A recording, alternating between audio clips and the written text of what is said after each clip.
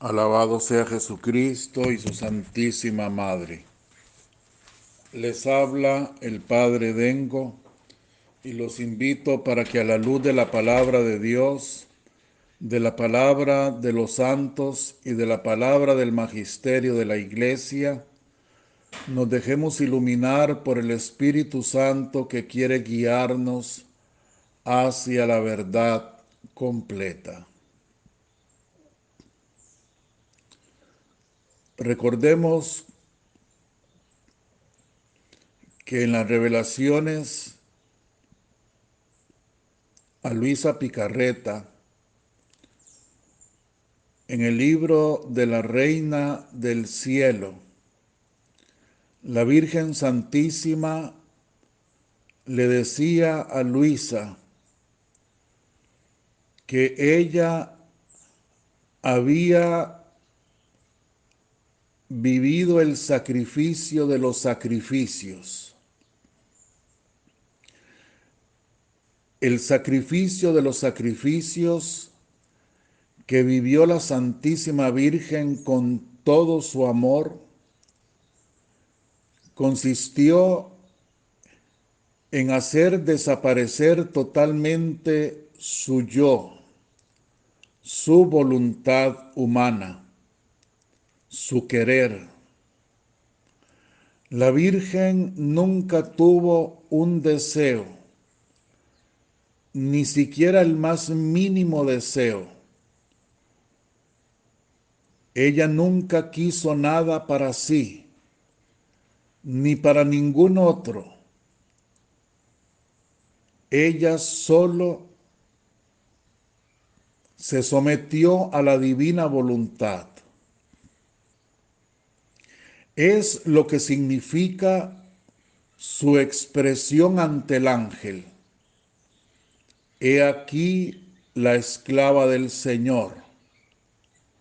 Hágase en mí según tu palabra. Es lo que significa también cuando en el Evangelio se dice que cuando la Virgen no comprendía las cosas que pasaban alrededor de su hijo, ella todo lo guardaba en su corazón. Ella se sometía a la divina voluntad. Es el sacrificio de los sacrificios. Es el abrazo más puro que se pueda dar a la cruz. Ahí es donde la cruz adquiere sentido. Lo que en otro momento, guardando la distancia, por supuesto, el beato Charles de Foucauld decía en aquella oración tan hermosa: Padre, haz de mí lo que quieras. Sea lo que sea, te doy gracias. Haz de mí lo que quieras. Vuelvo a insistir porque quizás en este audio habrá alguna persona que no ha escuchado los audios anteriores. Dios nunca querrá para ninguno de sus hijos nada malo. Y lo que Dios tiene que permitir como consecuencia de nuestros propios pecados, lo permite porque Dios sabe que esa persona, que ese hijo suyo, va a sacar o puede sacar mucho mayor bien que el mal que tiene que sufrir.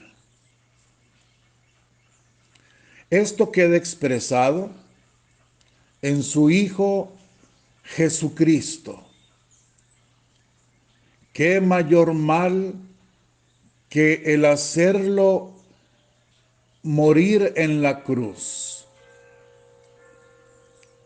y de ese mayor mal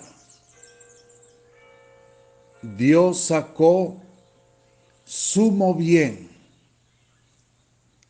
De la muerte de su Hijo sacó la resurrección, la salvación de toda la humanidad. Abrió las puertas del paraíso para todo aquel que quiera seguir a su Hijo, que quiera creer en Él. Dios saca del mal sumo bien. Por eso la Virgen se somete voluntariamente. Ella vive el sacrificio de los sacrificios. Lo hace con plena generosidad, porque confía plenamente en el Señor. Nunca el Señor va a permitir para ella nada malo. Y el dolor que tenga que asumir ella será para mayor bien, no solo de ella, sino de toda la humanidad. Este sometimiento a la divina voluntad nos lo explica el mismo Señor Jesucristo en una revelación del libro del cielo en el volumen 11 del 20 de agosto de 1913. Escuchemos las palabras de Jesús en esta revelación privada. Y así yo creo que vamos a ir entendiendo mejor lo que es negar la voluntad propia para adherirse a la voluntad de Dios. Jesús le dice: hija mía, a quien hace mi voluntad le sucede como al árbol, al arbusto, a la planta, lo que ustedes quieran, que ha recibido un injerto. Todos sabemos qué es un injerto, ¿no?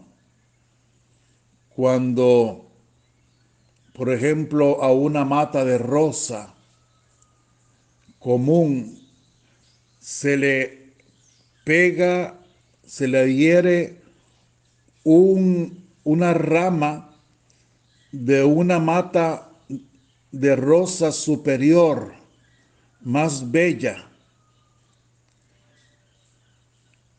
Eso es un injerto.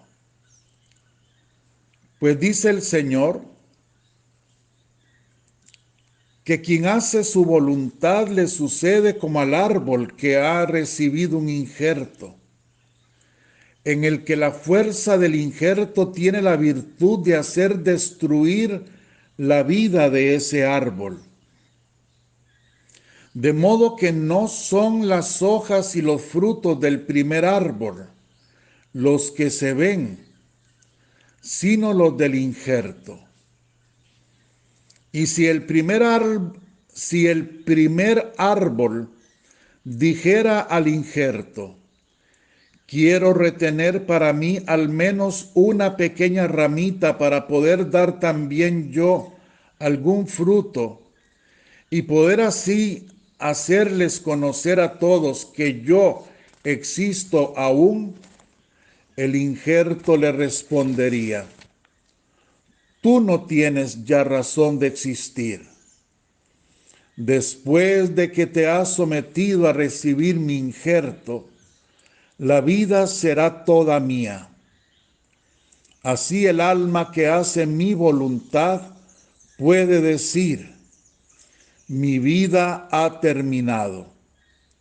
De mí ya no saldrán mis obras, mis pensamientos, mis palabras, sino las obras, los pensamientos y las palabras de aquel cuya voluntad es mi vida. Y yo le digo al alma que hace mi querer: tú eres vida mía, sangre mía, huesos míos. Y entonces sucede la verdadera, real, sacramental transformación. No en virtud de las palabras del sacerdote, sino en virtud de mi voluntad. En cuanto el alma se decide a vivir en mi querer, mi voluntad me crea a mí mismo en el alma, y a medida que mi querer corre en la voluntad, en las obras, en los pasos del alma, tantas creaciones mías recibe. Sucede igual que en un copón lleno de partículas consagradas, de hostias consagradas, de ese pan que ya no es pan, sino que es el mismo cuerpo de Cristo. Por cuantas partículas hay en ese copón, otros tantos Jesús están, uno en cada partícula. Así el alma, en virtud de mi voluntad, me contiene en todo su ser y en cada parte de él. Quien hace mi voluntad forma la verdadera comunión eterna y comunión con fruto completo.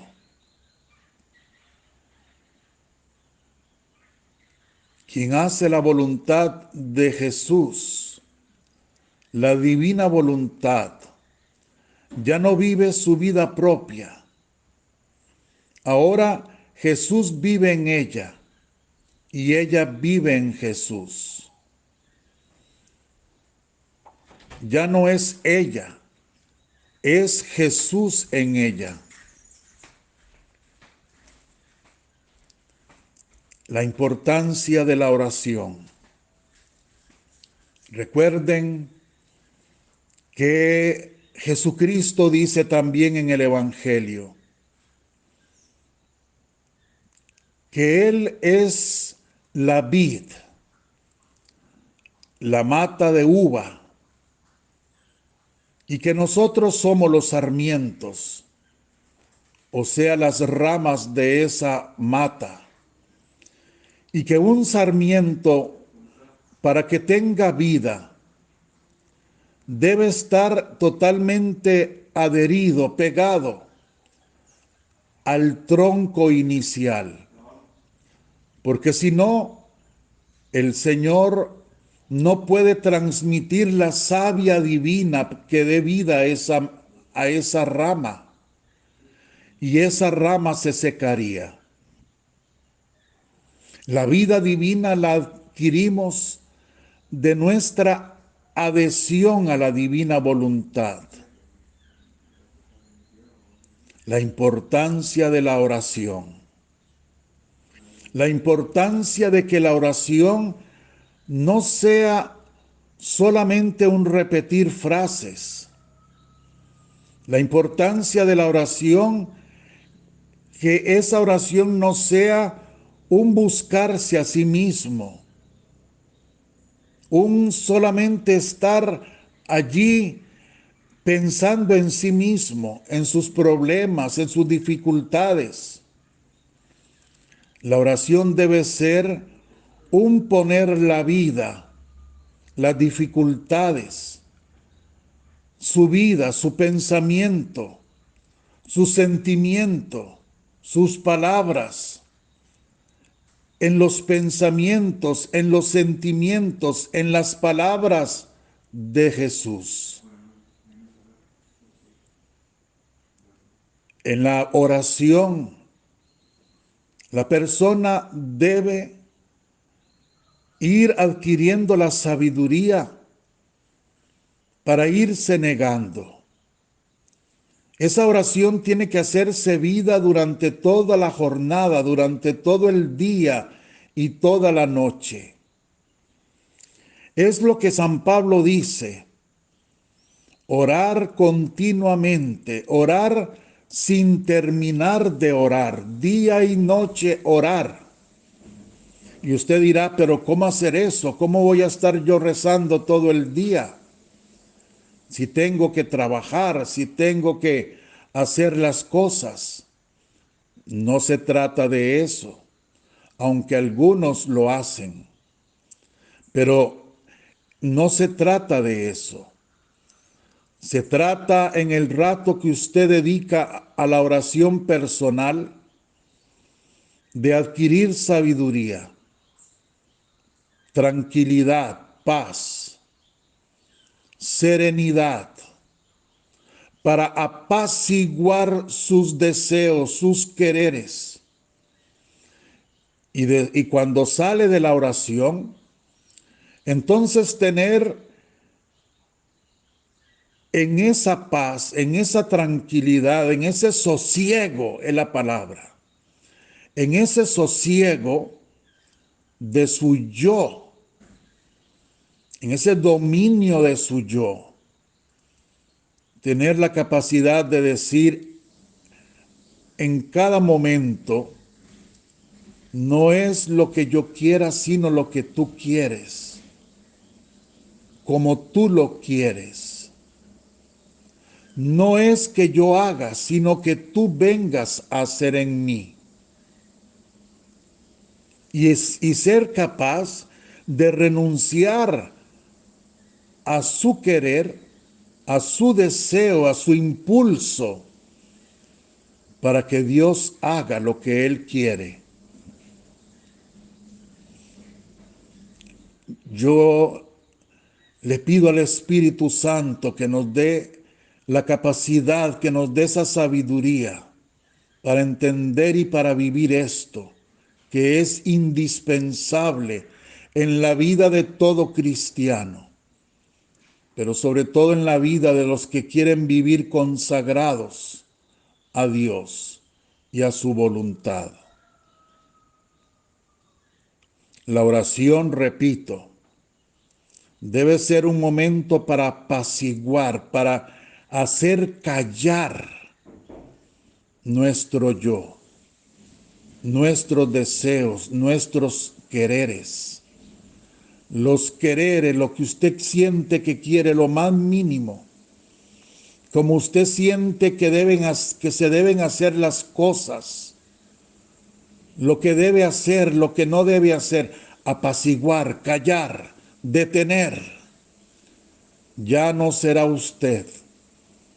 Ahora será Jesús en usted el que haga su día y cada día. Que la bendición de Dios Todopoderoso, Padre, Hijo y Espíritu Santo, descienda sobre usted y permanezca para siempre. Amén. Los amo con toda mi alma. Los abrazo con todo mi corazón. Si Dios quiere, nos encontramos mañana.